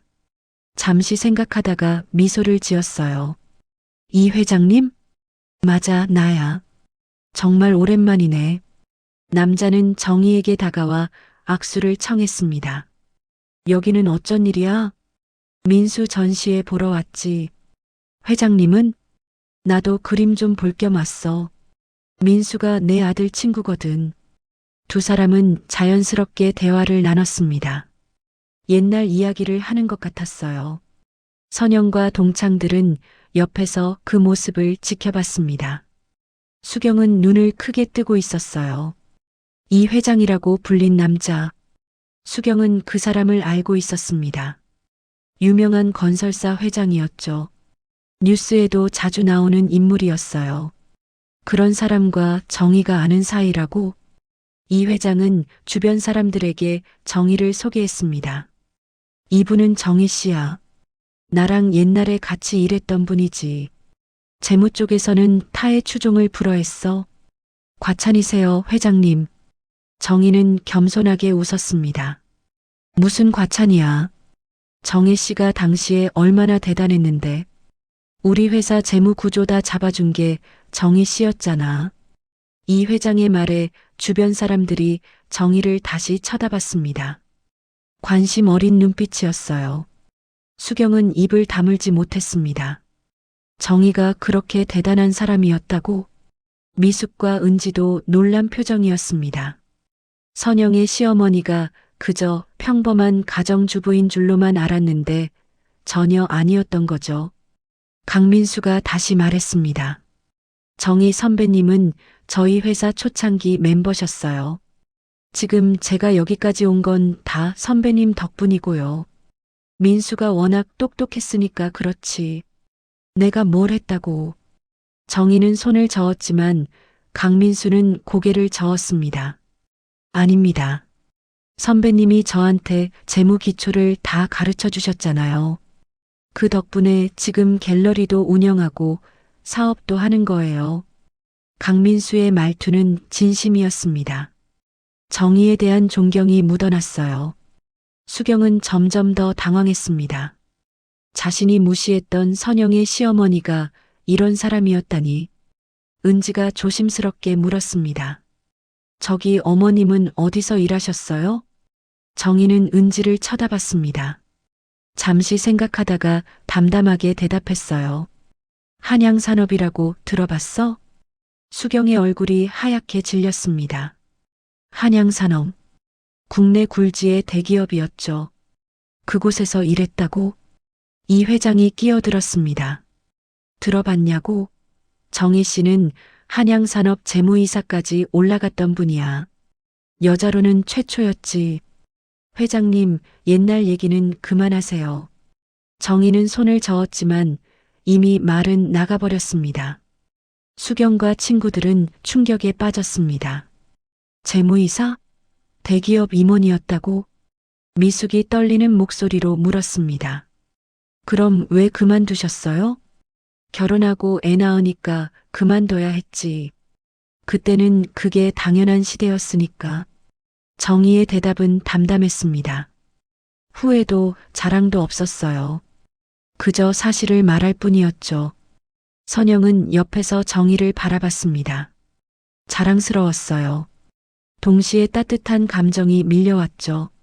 수경은 아무 말도 하지 못했습니다. 며칠 전 카페에서 선영에게 차갑게 거절당했던 일이 떠올랐어요. 그때 선영의 눈빛이 달랐던 이유를 이제야 알 것 같았죠. 선영에게는 이런 시어머니가 있었던 겁니다. 조용하지만 강한, 겸손하지만 대단한 사람이요. 이 회장이 정희에게 명함을 건넸습니다. 정희 씨, 나중에 시간 되면 밥 한번 먹자. 하고 싶은 얘기도 많고. 그러시죠, 회장님. 정희는 명함을 받으며 미소 지었습니다. 강민수도 덧붙였습니다. 선배님, 저도 조만간 찾아뵙겠습니다. 상담받고 싶은 게 있어서요. 그래, 언제든지 연락해. 정희는 자연스럽게 대화를 이어갔습니다. 과장도 없었고 뽐내지도 않았어요. 그저 평범하게 옛 동료들과 인사를 나눴을 뿐이었죠. 하지만 그 모습이 오히려 더 큰 무게감을 줬습니다. 수경은 입술을 깨물었습니다. 자신이 얼마나 어리석었는지 깨달았어요. 선영을 무시하고 깔보고 뒤에서 험담했던 자신이 너무 부끄러웠죠. 선영에게는 이런 든든한 뒷배가 있었던 겁니다. 돈이나 명품으로 뽐내지 않았을 뿐 진짜 힘을 가진 사람이 곁에 있었던 거예요. 정희는 시계를 보며 말했습니다. 우리 이제 가볼까? 네, 어머니. 선영은 고개를 끄덕였습니다. 정희는 수경과 친구들에게 가볍게 인사했어요. 그럼 잘 있어요. 네네, 어머님. 수경의 목소리는 떨렸습니다. 정희와 선영은 갤러리를 나섰습니다. 뒤에 남은 동창들은 한동안 아무 말도 하지 못했어요. 수경은 멍하니 서 있었습니다. 자신이 지금까지 믿었던 기준이 무너지는 느낌이었죠. 명품 가방, 해외여행, 펜트하우스, 그런 것들이 전부인 줄 알았습니다. 하지만 진짜 대단한 사람은 그런 걸로 뽐내지 않는다는 걸 깨달았어요. 정희는 아무것도 자랑하지 않았습니다. 하지만 그녀의 존재 자체가 무게감이 있었죠. 은지가 조심스럽게 말했습니다. 선영이 우리가 완전히 잘못 봤네. 미숙도 고개를 끄덕였습니다. 정말 몰랐어. 수경은 입술을 깨물었습니다. 눈물이 날 것 같았어요. 자신이 얼마나 교만했는지, 얼마나 어리석었는지 뼈저리게 느껴졌죠. 선영은 부족한 사람이 아니었습니다. 그저 조용할 뿐이었어요. 그리고 그 조용함 뒤에는 단단한 존엄이 있었던 겁니다. 갤러리 밖으로 나온 선영과 정희는 나란히 걸었습니다. 저녁 공기가 상쾌했어요. 선영은 정희를 보며 물었습니다. 어머니, 일부러 그러신 거예요? 뭘? 저 사람들한테 어머니가 어떤 분인지 보여주려고.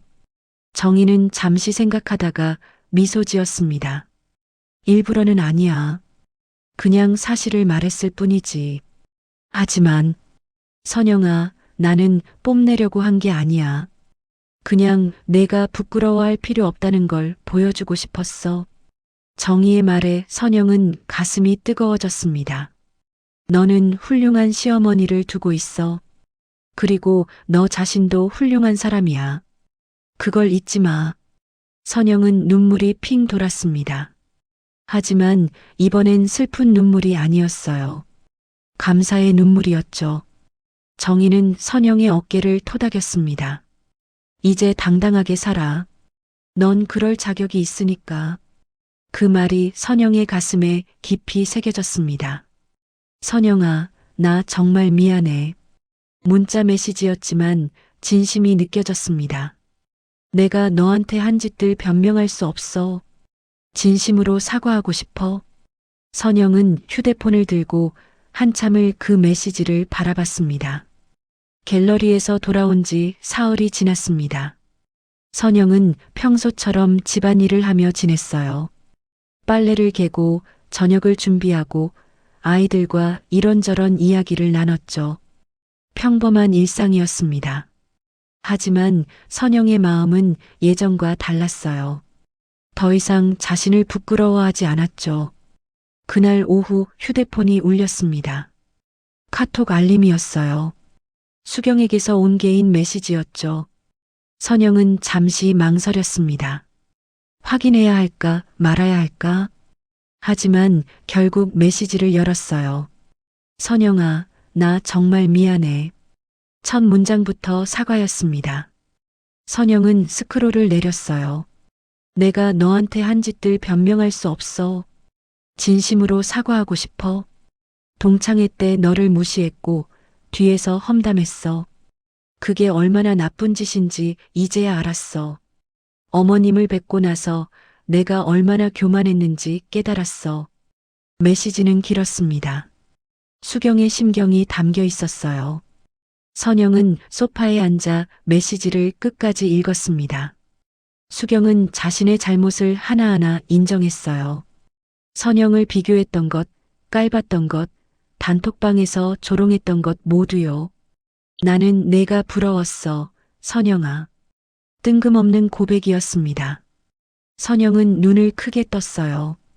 너는 평범하게 살지만 행복해 보였어. 남편이랑 사이도 좋고 애들도 건강하고 나는 겉으로는 화려해 보였지만 속은 불행했어. 남편은 집에 관심 없고 애들은 사교육에만 의지하고 그게 싫었는데 인정하기 싫어서 너를 깔아뭉개려고 했던 것 같아. 수경의 솔직한 고백이었습니다. 선영은 복잡한 감정이 들었어요. 정말 미안해. 용서해 줄 수 있을까? 마지막 문장이었습니다. 선영은 휴대폰을 내려놓았습니다. 가슴이 답답했어요. 수경의 사과는 진심인 것 같았죠. 하지만 그렇다고 해서 모든 게 용서되는 건 아니었습니다. 선영은 창밖을 바라봤습니다. 봄 햇살이 따스하게 쏟아지고 있었어요. 아파트 놀이터에서는 아이들이 웃으며 뛰어놀고 있었죠. 용서해 줄 수 있을까? 수경의 질문이 머릿속을 맴돌았습니다. 선영은 천천히 생각했어요. 용서할 수는 있을 것 같았습니다. 미워하며 사는 것보다 용서하는 게 마음 편했으니까요. 하지만 관계를 회복하는 건 다른 문제였죠. 며칠 전 정희가 했던 말이 떠올랐습니다. 미안하다고 다 돌아가는 건 아니야. 맞는 말이었습니다. 사과를 받아들이는 것과 다시 친구가 되는 것은 별개였어요. 선영은 휴대폰을 다시 들었습니다. 답장을 입력하기 시작했어요. 손이 떨렸지만 마음은 확고했죠. 수경아, 사과는 받아들일게. 첫 문장을 쓰고 잠시 멈췄습니다. 다음 말을 어떻게 해야 할지 고민했어요. 내 사과가 진심이라는 건 알아. 그리고 나도 내가 힘든 상황이라는 것도 이해해. 하지만 선영은 심호흡을 했습니다. 우리가 다시 예전처럼 지낼 순 없을 것 같아. 그 문장을 쓰는 순간 선영의 가슴이 뛰었습니다. 떨렸지만 후회는 없었어요. 너는 나한테 상처를 줬어. 그건 사실이야. 사과한다고 해서 그 상처가 다 아무는 건 아니거든. 나는 이제 나를 존중해주는 사람들과 함께 있고 싶어. 날 무시하고 비교하는 관계는 더 이상 원하지 않아. 선영은 계속 입력했습니다. 너의 사과는 받아들이지만 우리 관계는 여기서 정리하고 싶어. 미안하다고 다 돌아갈 수는 없으니까. 건강하게 잘 살아. 나도 그럴게. 메시지를 다 쓰고 나서 선영은 한참을 화면을 바라봤습니다. 전송 버튼을 누를까 말까 망설였어요. 하지만 결국 눌렀습니다. 전송됨. 메시지가 나갔습니다. 선영은 휴대폰을 소파에 내려놓았어요. 손이 떨렸지만 마음은 후련했죠. 곧 수경에게서 답장이 왔습니다. 알겠어. 내 마음 이해해. 정말 미안했어, 선영아. 건강해. 짧은 답장이었습니다. 더 이상의 메시지는 없었어요. 선영은 그 메시지를 읽고 휴대폰을 껐습니다. 이제 정말 끝이었죠. 저녁 무렵 선영은 정희의 집을 찾았습니다. 초인종을 누르자 정희가 문을 열었어요. 왔어? 네, 어머니. 거실에 앉아 차를 마시며 선영은 오늘 있었던 일을 이야기했습니다. 수경의 사과 그리고 자신의 답장까지요. 정희는 조용히 듣고 있었습니다. 중간에 끼어들지 않았어요. 선영이 이야기를 마치자 정희는 고개를 끄덕였습니다. 잘했어. 진짜요? 응. 내가 내린 선택이 맞아. 정희는 차를 한 모금 마셨습니다. 용서하는 건 너를 위한 거야. 미워하면서 사는 것보다 용서하고 놓아주는 게 마음 편하니까. 선영은 고개를 끄덕였습니다. 하지만 관계를 회복하는 건 다른 문제지. 또다시 상처받을 관계를 유지할 필요는 없어. 정희의 말은 명확했습니다. 정희는 찻잔을 내려놓으며 말했습니다. 선영아, 너 이제 달라졌어.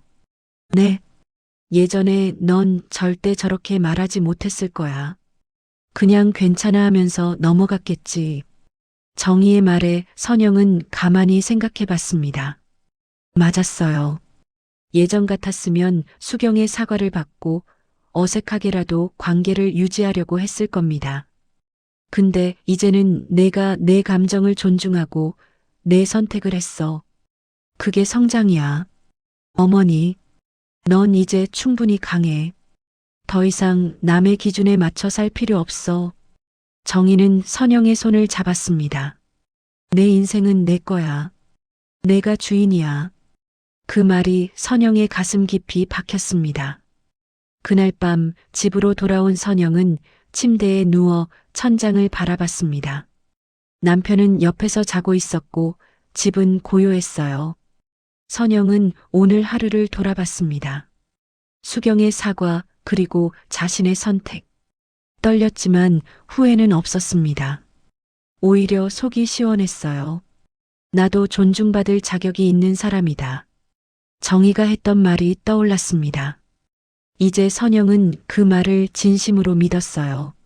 자신이 부족한 사람이 아니라는 것, 그저 다른 길을 걷고 있을 뿐이라는 것을 깨달았죠. 명품 가방이 없어도 해외여행을 못 가도 펜트하우스에 살지 않아도 괜찮았습니다. 선영은 선영만의 방식으로 살고 있었으니까요. 며칠 후 선영은 동네 카페에서 책을 읽고 있었습니다. 오랜만에 혼자만의 시간이었어요. 따뜻한 카페라떼를 앞에 두고 예전에 사두었던 책을 펼쳤죠. 결혼하고 아이 낳고 살면서 읽지 못했던 책이었습니다. 첫 페이지를 넘기는 순간 선영은 미소 지었습니다. 이런 작은 행복도 소중하다는 걸 이제 알았어요. 그때 카페 문이 열리고 한 여자가 들어왔습니다. 선영과 비슷한 나이로 보였어요. 평범한 차림이었지만 얼굴에 미소가 있었죠. 여자는 선영 옆자리에 앉았습니다. 우연히 눈이 마주쳤어요. 안녕하세요. 여자가 먼저 인사했습니다. 선영도 미소 지으며 답했어요. 안녕하세요. 혼자 책 읽으시네요. 저도 요즘 책 읽으려고 시간 내고 있어요. 그러세요? 저도 오랜만이에요. 두 사람은 자연스럽게 대화를 시작했습니다. 무엇을 읽는지, 요즘 어떻게 지내는지. 대화는 편안했습니다. 비교도 없었고 자랑도 없었어요. 그저 평범한 일상을 나누는 대화였죠. 카페를 나오며 여자가 말했습니다. 다음에 또 봬요. 여기 자주 오거든요. 네, 저도 자주 올게요. 선영은 미소 지으며 손을 흔들었습니다. 집으로 걸어오면서 선영은 생각했습니다. 새로운 만남이 나쁘지 않다는 걸요. 과거의 관계에 매달릴 필요 없이 새로운 사람들을 만날 수 있다는 걸 깨달았어요. 그리고 그 새로운 관계는 건강할 수 있다는 것도요. 선영은 하늘을 올려다봤습니다. 파란 하늘에 흰 구름이 떠 있었어요. 맑고 깨끗했죠. 선영의 마음도 그랬습니다. 맑고 깨끗하고 자유로웠어요. 그날 저녁 가족들과 저녁을 먹으며 남편이 물었습니다. 요즘 표정이 밝아진 것 같은데? 선영은 웃으며 대답했습니다. 그래요? 기분이 좋아서 그런가 봐요. 무슨 좋은 일 있었어? 있었죠. 저 자신을 찾았으니까요. 남편은 무슨 뜻인지 정확히 이해하지 못했지만 그냥 웃었어요. 선영도 웃었죠. 저녁 식사는 따뜻했습니다. 아이들은 학교 이야기를 했고 남편은 회사 이야기를 했어요. 선영은 그 이야기들을 들으며 행복했습니다. 이게 바로 자신의 삶이었으니까요. 화려하지 않지만 따뜻하고 평범하지만 소중한 삶. 선영은 이제 그 삶을 자랑스러워했습니다. 밤 침대에 누워 선영은 휴대폰을 확인했습니다. 수경에게서는 더 이상 연락이 없었어요. 동창 단톡방도 나간 상태였죠. 예전 같았으면 불안했을 겁니다. 친구들과 연락이 끊기는 게 무서웠을 거예요. 하지만 이제는 괜찮았습니다. 오히려 자유로웠죠. 선영은 휴대폰을 충전기에 꽂고 불을 껐습니다. 어둠 속에서 눈을 감았어요. 마음이 평온했습니다. 더 이상 불안하지 않았고 초라하지도 않았죠. 선영은 자신이 누구인지 알았습니다. 그리고 그 자신을 사랑하기 시작했어요. 그게 바로 진짜 승리였습니다. 남을 이기는 게 아니라 자기 자신을 찾는 것. 선영은 미소 지으며 잠들었습니다. 내일은 또 다른 하루가 시작될 테지만 이제 두렵지 않았습니다. 선영은 이제 자신의 삶을 살 준비가 되어 있었으니까요. 선영 씨, 오늘 회의 자료 정말 잘 봤습니다. 팀장의 목소리는 진심 어린 칭찬이었습니다. 역시 경력이 있으신 분은 다르네요. 감사합니다. 더 열심히 하겠습니다. 선영은 당당하게 대답했습니다.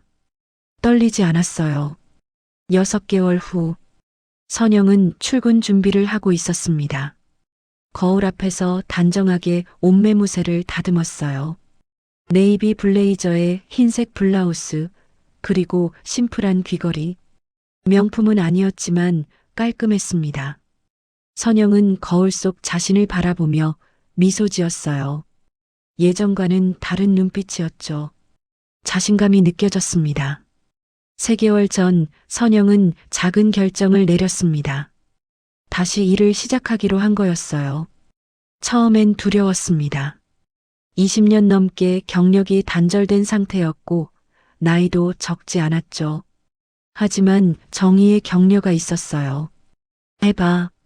늦은 나이는 없어. 시작하는 게 중요하지.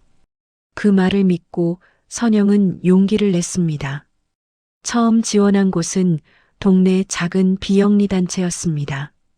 급여는 많지 않았지만 의미 있는 일이었어요. 저소득층 가정 아이들을 돕는 교육 프로그램을 운영하는 곳이었죠. 면접을 보러 갔을 때 선영은 떨렸습니다. 오랜만에 사회생활을 하는 거였으니까요. 경력 단절 기간이 꽤 긴데 괜찮으시겠어요? 면접관이 물었습니다. 날카로운 질문은 아니었지만 조심스러운 톤이었어요. 선영은 심호흡을 했습니다. 그리고 담담하게 대답했죠. 20년 동안 가정을 경영했습니다. 예산 관리, 일정 조율, 문제 해결 모두 해왔어요. 그 경험이 이 일에도 도움이 될 거라고 생각합니다. 면접관은 고개를 끄덕였습니다. 선영의 답변이 인상적이었던 것 같았어요. 일주일 후 합격 통보를 받았습니다. 첫 출근 날 선영은 긴장했습니다. 사무실에 들어서자 젊은 직원들이 바쁘게 움직이고 있었어요. 선영보다 한참 어린 사람들이었죠. 내가 여기서 잘할 수 있을까? 불안감이 밀려왔습니다.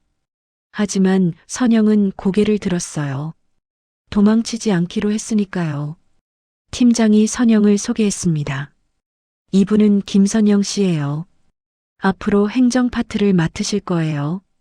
안녕하세요, 김선영입니다. 선영은 정중하게 인사했습니다. 직원들도 반갑게 인사를 받아줬어요. 선영 씨, 잘 부탁드립니다. 네, 잘 부탁드려요. 선영 씨, 그 호칭이 선영의 귀에 낯설었지만 좋았습니다. 누군가의 아내, 누군가의 엄마가 아니라 김선영이라는 이름으로 불리는 게 신기했어요. 처음 몇 주는 힘들었습니다. 컴퓨터 프로그램도 낯설었고 업무 용어도 어려웠어요. 젊은 직원들은 빠르게 일을 처리했지만 선영은 시간이 걸렸죠. 하지만 포기하지 않았습니다. 모르는 건 물어보고 배우고 또 배웠어요. 동료들도 도와줬습니다. 선영이 진지하게 일하는 모습을 보고 친절하게 가르쳐줬죠. 선영 씨, 이렇게 하시면 돼요. 아, 그렇게 하는 거구나. 고마워요. 선영은 겸손하게 배웠습니다. 나이가 많다고 해서 가르침을 거부하지 않았어요. 오히려 적극적으로 물어봤죠. 한 달쯤 지나자 선영은 업무에 익숙해졌습니다. 행정일을 꼼꼼하게 처리했고 실수도 줄어들었어요. 팀장이 선영을 불렀습니다. 선영 씨, 요즘 일 잘하시네요. 감사합니다. 특히 예산 정리가 정말 깔끔해요. 역시 경험이 있으신 분은 다르네요. 팀장의 칭찬에 선영은 뿌듯했습니다. 인정받는다는 게 이렇게 좋은 거였어요. 3개월이 지났을 때 선영은 완전히 팀의 일원이 되어 있었습니다. 동료들과 점심도 먹고 회의에서 의견도 냈어요. 어느 날 회의에서 팀장이 물었습니다. 다음 분기 교육 프로그램 예산 어떻게 짜야 할까요? 의견 있으신 분? 선영은 잠시 망설였습니다. 예전 같았으면 가만히 있었을 거예요. 하지만 이제는 달랐죠. 제 생각에는 선영이 손을 들었습니다. 예산을 강사비보다 교재비에 더 투자하는 게 좋을 것 같아요. 좋은 교재가 있으면 아이들이 집에서도 복습할 수 있으니까요. 선영의 제안이었습니다. 팀장은 고개를 끄덕였어요. 좋은 의견이네요. 그렇게 해봅시다. 선영의 의견이 받아들여졌습니다. 작은 일이었지만 선영에게는 큰 의미였어요. 자신의 목소리가 존중받는다는 걸 느꼈으니까요. 퇴근 후 선영은 정희의 집에 들렀습니다. 요즘은 일주일에 한 번씩 들르는 게 습관이 되었어요. 정희는 늘 차를 준비해 놓고 기다렸습니다. 어머니, 다녀왔어요. 그래, 오늘 어땠어? 좋았어요. 제 의견이 회의에서 채택됐어요. 선영은 신이 나서 이야기했습니다. 정희는 미소 지으며 들었어요. 잘했네. 역시 내가 봤던 대로야. 어머니 덕분이에요. 어머니가 용기를 주셨잖아요. 내가 뭘 했다고. 내가 해낸 거지. 정희는 겸손하게 말했지만 눈빛은 자랑스러웠습니다. 두 사람은 차를 마시며 이런저런 이야기를 나눴어요. 선영의 직장 이야기, 동료들 이야기, 그리고 앞으로의 계획까지. 정희는 조용히 듣다가 말했습니다. 선영아, 너 정말 많이 변했어. 그래요? 응. 예전에 넌 항상 움츠러들어 있었어. 눈치만 보고 자신감도 없었지. 정희의 말에 선영은 고개를 끄덕였습니다. 사실이었으니까요. 정희는 찻잔을 내려놓으며 계속 말했습니다. 근데 지금 넌 당당해. 내 의견을 말하고, 내 선택을 하고, 내 삶을 살고 있어. 어머니가 가르쳐 주셨잖아요. 내가 가르쳐 준 게 아니야. 너 안에 원래 있던 거야. 내가 한 건 그걸 꺼내도록 도와준 것 뿐이야. 정희는 선영의 손을 잡았습니다. 선영아, 이제 너 인생은 내가 주인이야. 그 말이 선영의 가슴에 깊이 새겨졌습니다. 남들 눈치 보지 말고, 남들 기준에 맞추지 말고, 내가 원하는 대로 살아. 내 어머니, 넌 충분히 가치 있는 사람이야. 그걸 절대 잊지 마. 정희의 목소리는 단호했지만 따뜻했습니다. 선영은 눈물이 핑 돌았습니다. 감사의 눈물이었어요. 어머니, 정말 고마워요. 고맙긴 뭘. 가족인데. 정희는 선영의 어깨를 토닥였습니다. 집으로 돌아오는 길, 선영은 하늘을 올려다봤습니다. 저녁 노을이 아름다웠어요. 주황빛과 분홍빛이 섞여 하늘을 물들이고 있었죠. 선영은 걸으며 지난 시간들을 떠올렸습니다. 동창회에서 받았던 모욕, 단톡방에서 당했던 조롱, 그리고 무너졌던 자존감. 하지만 그 모든 것들이 이제는 과거였습니다. 선영은 더 이상 그 일들에 얽매이지 않았어요. 대신 새로운 삶을 살고 있었습니다. 자신의 이름으로, 자신의 의지로, 자신의 선택으로요. 그게 바로 존엄이었습니다. 조용하지만 단단한, 겸손하지만 당당한 존엄. 며칠 후 선영은 우연히 거리에서 미숙을 마주쳤습니다. 미숙은 선영을 보더니 잠시 멈칫했어요. 선영아. 미숙아. 선영은 담담하게 인사했습니다. 예전처럼 긴장하지 않았어요. 요즘 어떻게 지내? 미숙이 조심스럽게 물었습니다. 잘 지내. 요즘 일 시작했어. 진짜? 어디서? 비영리 단체에서. 작지만 의미 있는 일이야. 선영의 대답은 자신감이 있었습니다. 미숙은 놀란 표정을 지었어요. 대단하다. 나는 아직도 집에만 있는데. 넌 내 방식대로 사는 거지. 그게 맞는 거야. 선영은 미소 지으며 말했습니다. 두 사람은 짧게 인사를 나누고 헤어졌습니다. 어색하지 않았어요. 그냥 담담했죠. 선영은 뒤돌아보지 않고 걸어갔습니다. 더 이상 과거에 얽매일 필요가 없었으니까요. 그날 저녁 선영은 가족들과 저녁을 먹었습니다. 남편은 회사 이야기를 했고 아이들은 학교 이야기를 했어요. 선영도 직장 이야기를 했죠. 오늘 팀장님이 제 보고서 칭찬하셨어요. 그래, 우리 엄마 대단한데? 큰아이가 웃으며 말했습니다. 엄마, 멋있어요. 작은아이도 거들었어요. 남편도 미소 지었습니다. 당신 요즘 정말 달라졌어. 표정도 밝고 자신감도 생기고. 그래요? 저도 느껴요. 뭔가 제가 저를 찾은 것 같아요. 선영의 말에 남편이 고개를 끄덕였습니다. 좋은 일이야. 계속 그렇게 살아. 저녁 식사는 따뜻했습니다. 평범한 집밥이었지만 행복이 묻어났어요. 선영은 이 순간이 소중하다는 걸 알았습니다. 화려하지 않아도 평범해도 이게 바로 자신의 삶이었으니까요. 밤 선영은 침대에 누워 일기를 썼습니다. 요즘 다시 시작한 습관이었어요. 오늘도 좋은 하루였다. 회의에서 내 의견이 채택됐고 동료들이 고마워했다. 작은 일이지만 뿌듯하다. 예전에 나는 남들과 비교하며 살았다. 누가 더 잘 사는지, 누가 더 가진 게 많은지, 그게 중요하다고 생각했다. 하지만 이제는 안다. 진짜 중요한 건 내가 어떻게 사느냐, 내가 무엇을 선택하느냐다. 나는 이제 내 삶의 주인이다. 선영은 펜을 내려놓았습니다. 일기장을 닫고 불을 껐어요. 어둠 속에서 선영은 미소 지었습니다. 내일도 출근해서 일할 것입니다. 동료들과 협력하고 아이들을 도울 거예요. 작은 일이지만 의미 있는 일이었죠.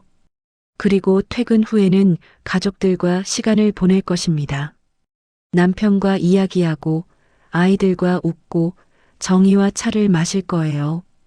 평범한 하루하루였지만 그 안에 행복이 있었습니다.